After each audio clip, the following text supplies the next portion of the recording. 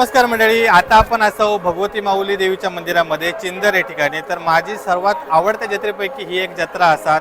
तर या व्हिडिओमध्ये आपण श्रीदेवी भगवती माऊलीचा संपूर्ण जत्रोत्सव अनुभवणार आहोत। ही जत्रा खास असा ती कणगीसाठी प्रसिद्ध असतात। त्यानंतर जे आपले देवाचे मानकरी देवाचे तरंगकाठी घेऊन येतात, तर तो देखील एक सोहळा असता, तो देखील अनुभवण्यासारखा असता। त्यासोबत दिंडे पाजळणे, पुराण वाचन, कीर्तन, गोंधळ असे खूप सारे कार्यक्रम या ठिकाणी होतात। आणि दरवर्षी दत्त जयंती या ठिकाणी यो भगवती माऊलीचा जत्रोत्सव साजरा होता। खूप सुंदर अशी व्हिडिओ असणार, तर ही व्हिडिओ नक्की शेवटपर्यंत बघा। व्हिडिओ कशी वाटली ती कमेंट करून नक्की सांगा आणि आपल्या चॅनलला नवीन असाल तर आपलं सुवर्ण कोकण चॅनल नक्की सबस्क्राईब करा। चिंदरच्या भगवती माऊलीची जत्रा ही दत्तगुरूंच्या मंदिरापासून सुरुवात होता। आज दत्त जयंती पण असा आणि या दिवशी ही जत्रा असता।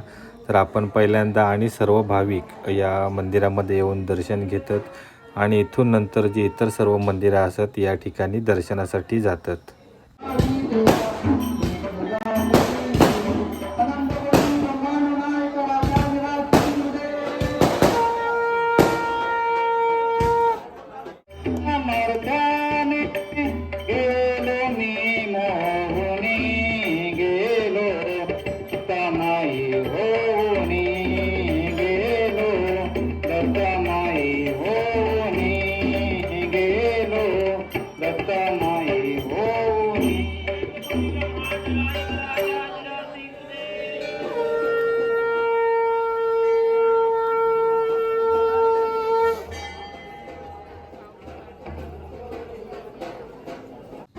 आता आपण इलो श्री सातेरी देवी मंदिरामध्ये। तर खूप सुंदर असा जुना कौलारू मंदिर असा आणि या ठिकाणी देवी सातेरीची मूर्ती देखील असा आणि त्याचसोबत भला मोठा वारूळ देखील असा। तर जर तुम्ही चिंदरमध्ये इलास या जत्रेक तर या ठिकाणी देखील नक्की भेट द्यावा आणि देवीचा दर्शन घ्यावा। तर इथूनच या जत्रेची खरी सुरुवात होता। देवाचे जे मानकरी असतात तर ते या ठिकाणी गाराणा घालतात, त्याच्यानंतर आरती करतात आणि मग नंतर ते पुढे रवळनाथ मंदिर आणि रामेश्वर मंदिराकडे प्रस्थान करतात। तर ज्यावेळी तुम्ही या जत्रोत्सवाक येतला तर या सर्व मंदिरांना भेट द्यावा, त्या ठिकाणी तुम्ही दर्शन नक्की घ्यावा। या जत्रोत्सवाची एक खासियत म्हणजे या जत्रोत्सवाच्या दिवशी ही जी सर्व मंदिरं असतात त्यांना खूप सुंदर अशी विद्युत रोषणाई देखील केलेली असतात। आणि आता आपण इला श्रीदेव रवळनाथ मंदिरामध्ये चिंदर येते। तर या ठिकाणी देखील देवाचे मानकरी येतात आणि श्री रवळनाथाचा दर्शन आशीर्वाद घेतात आणि मग नंतर पुढे रामेश्वर मंदिराकडे प्रस्थान करतात। तर आपण देखील या ठिकाणी दर्शन घेतो, श्रीदेव रवळनाथाचा आशीर्वाद घेतो आणि मग आपण पुढे जाणार आहोत रामेश्वर मंदिरामध्ये। चिंदरचं रामेश्वर मंदिर देखील खूप सुंदर असं मंदिर असा आणि याच ठिकाणी हे सर्व जे देवतरंग असतात तर त्यांचे खामकाठी या ठिकाणी ठेवलेले असतात आणि इथून मग हे खामकाठी घेऊन जे सर्व मानकरी रयत असतात तर ते पुढे भगवती मंदिराकडे प्रस्थान करतात आणि तो सोहळा तर अगदी डोळे दिपावणारा असता। त्यामुळे जर तुम्ही या जत्रे केलास तर तो सोहळा देखील नक्की अनुभवा। तर आता आपण पुन्हा जातो सातेरी मंदिरामध्ये।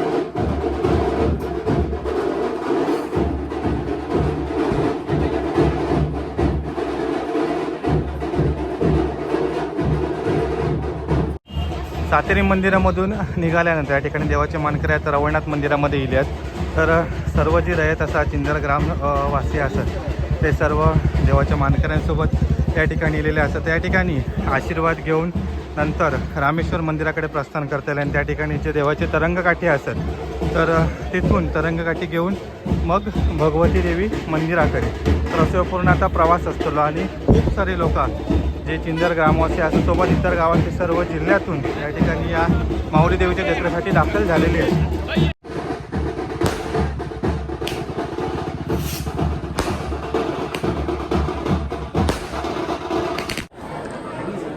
श्रीदेव रवळनाथ देवस्थानानंतर या ठिकाणी आता रामेश्वर मंदिरामध्ये या ठिकाणी देवाचे जे मानकरी असतात ते येणार आहेत आणि त्यानंतर आता इथून जे देवाचे तरंगकाठी असतात तर ते तरंगकाठी घेऊन या ठिकाणाहून नंतर भगवती माऊली देवीच्या मंदिराकडे प्रस्थान करणार आहेत आणि ह्यो जो संपूर्ण प्रवास असा तो तब्बल 2.5 ते 3 तासाचा असतो. इथून हर हर महादेवच्या जयघोषात त्याचसोबत या ठिकाणी ढोल ताशांच्या गजरात आणि फटाक्यांच्या आतषबाजीत हे जे सर्व देवाचे तरंग असतात, देवाचे तरंगकाठी मानकरी असतात आणि संपूर्ण रयत तर हे सर्व त्या ठिकाणी त्या प्रवासात निघणार. तर खूप सुंदर अशी जत्रा असता.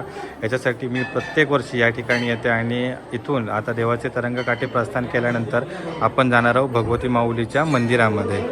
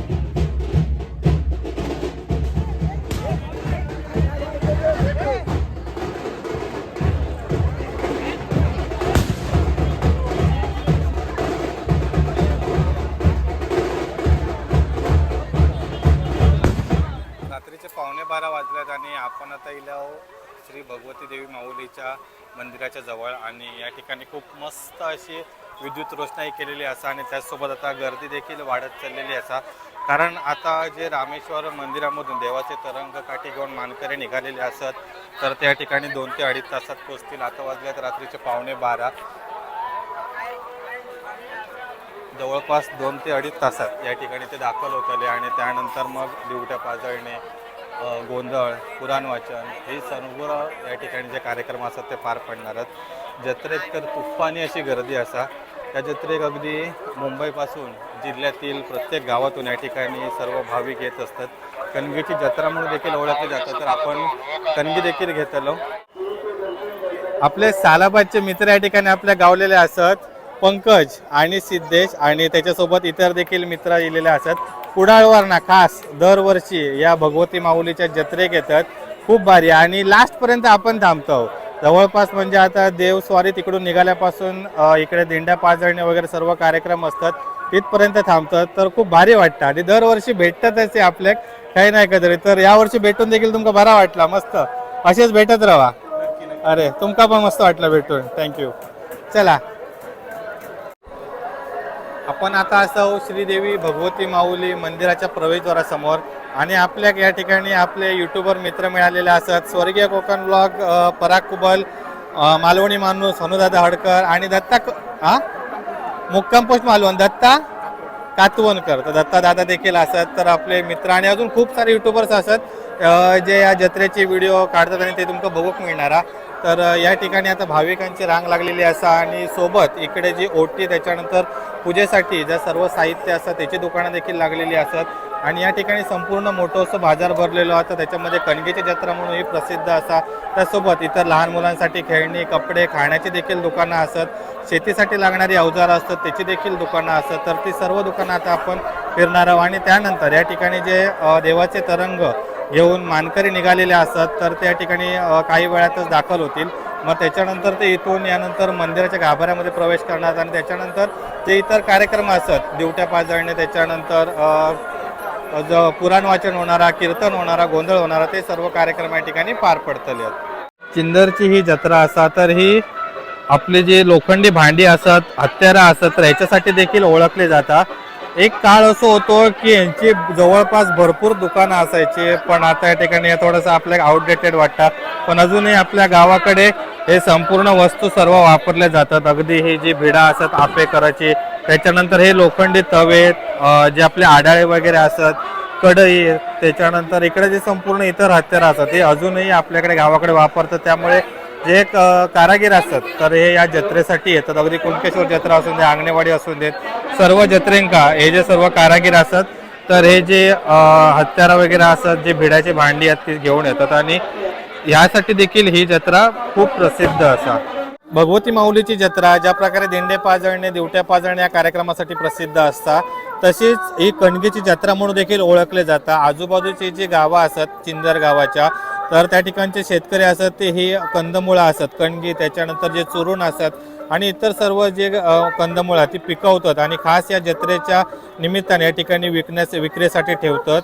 तर अशा जे आपण सर्व शेतकरी असतात त्यांना नक्की सपोर्ट करा. तर हे काका असतात. काकानं तुमचं गाव खायचा? खुडी, देवगड खुडी, म्हणजे आपल्या नदीच्या पलीकडे, नदीच्या पलीकडे तिकडनं तुम्ही या ठिकाणी दरवर्षी येतात. या वर्षी या कणगीचं रेट काय? मागच्या वर्षी पण 100 रुपयेच होतो ना? ओके. तर यावर्षी 100 रुपये असा. आणि हे जे चुरण असतात तर यांची किंमत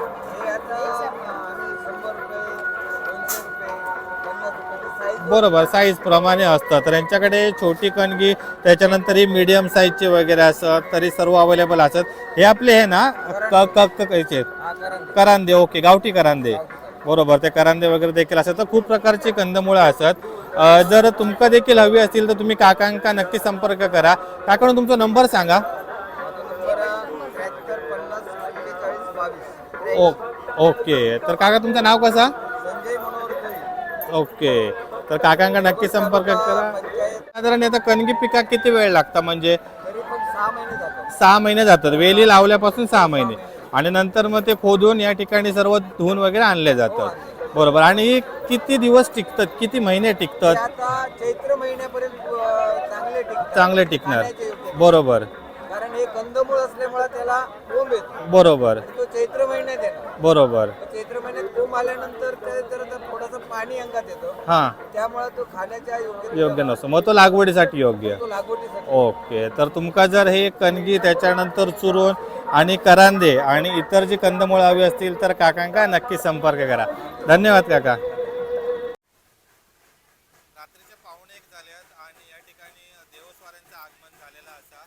11:30 वाजता रामेश्वर मंदिरामधून निघालेले आणि 1:15 वाजता मंदिराच्या प्रवेशद्वारासमोर पोहोचले. त्या ठिकाणी पारकर टी स्टॉलला. तर इथून आता मंदिराचा जो मुख्य प्रवेशद्वार आहे तिथपर्यंत साधारण माझ्यामध्ये अर्धा ते पाऊण तास लागत. तर अगदी ढोल ताशांच्या गजरात, फटाक्यांच्या आतषबाजीमध्ये आणि गाव रयतेसह या ठिकाणी जे देवाचे तरंगकाठी असत सोबत मानकरी हे सर्वजण या ठिकाणी दाखल झालेले असत. तर खूप सारी तुफानी अशी गर्दी असतात आणि ह्यो सोहळो प्रत्यक्ष मी तुमका पुन्हा पुन्हा सांगतोय की तुम्ही व्हिडिओच्या माध्यमातून बघताच ती गोष्ट वेगळी, पण प्रत्यक्ष ज्यावेळी ह्यो तुम्ही सोहळो बघताच तर ते खूप भारीच वाटतं. त्यामुळे हा माझं सलग 5व्या वर्षी असा या जत्रेत मी येतोय आणि माका वैयक्तिक खूप भारी वाटतं ही जत्रा, आवडतात.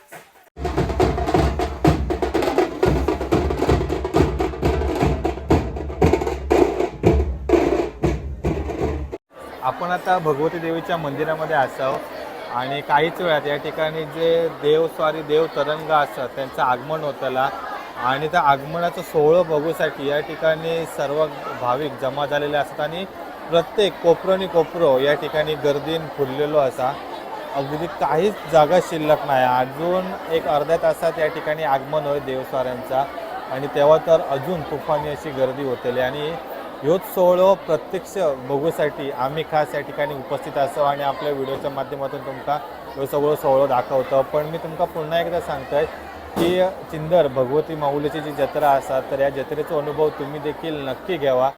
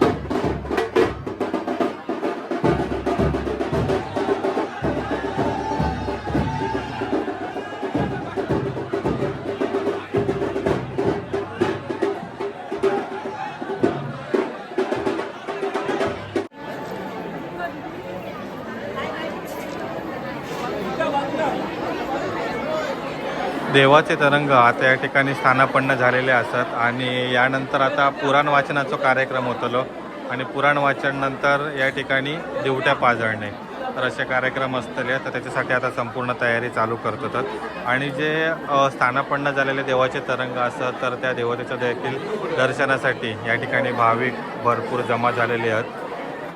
देवी माऊलीच्या उत्सवाचा पहिला दिवस आणि त्रिगुणात्मक असलेले दत्त यांच्या जन्मदिवशी त्रिगुणात्मिका देवीचा उत्सव पण सुरू होत आहे। दत्तांची इकडे जन्म झाल्यानंतर पालखी झाली की लगेच अवसराला दुःखात जातो आणि अवसरात तिथून एका तिथे स्थिरावल्यानंतर देवीच्या उत्सवाची सुरुवात होती। अशी छान परंपरा आपल्या चिंदरगावची आहे आणि पुराणाने आपण सुरुवात करतो आहोत आज उत्सवाला।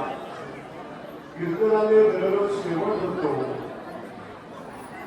आपण सर्व इथे भक्तिभावाने बघतोय दरवर्षी फार मोठ्या संख्येने या कार्यक्रमाला सुरुवातीला आपण उपस्थित असतात।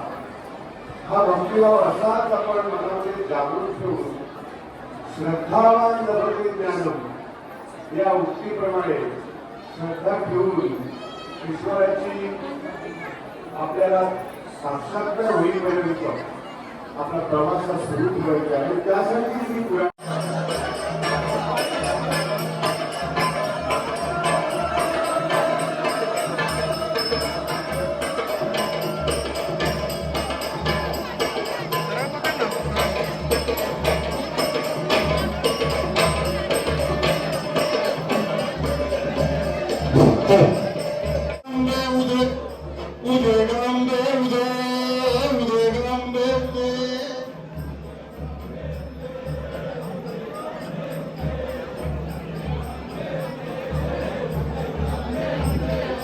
उदे गंबे उदे उदे गंबे उदे उदे गंबे उदे उदे गंबे उदे रात्रंदिन संभाळ कळवितो रात्रंदिन संभाळ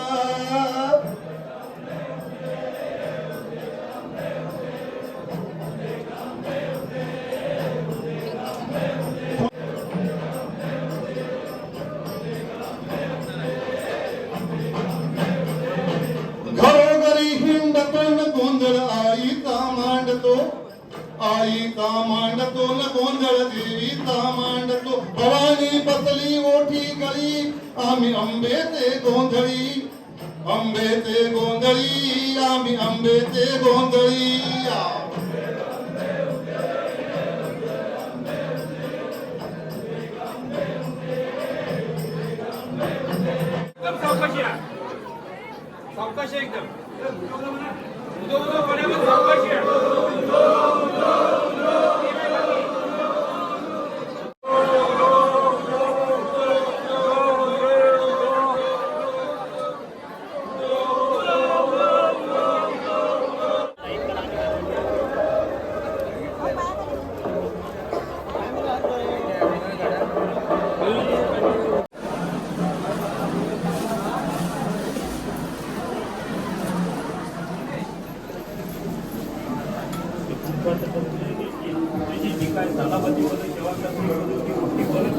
त्याप्रमाणे या ठिकाणी आज भद्रिया देवीचं पावन करून घे पुढे आपल्या विद्या अभ्यास करण्याची त्याच्या चांगली संस्कृती देऊन तशीच आपली झाला फुटपाथप्रमाणे सेवा तत्री घडून आज रखवाली ठेवून पुढे बरा करण्यात राजीव। आज जत्रोत्सवानिमित्त त्या ठिकाणी खूप सुंदर असे रांगोळी काढलेले आहेत। त्या इकडे समय ठेवलेली असा त्यानंतर इकडे देखील भगवती देवीची खूप सुंदर अशी रांगोळी काढलेली आहे।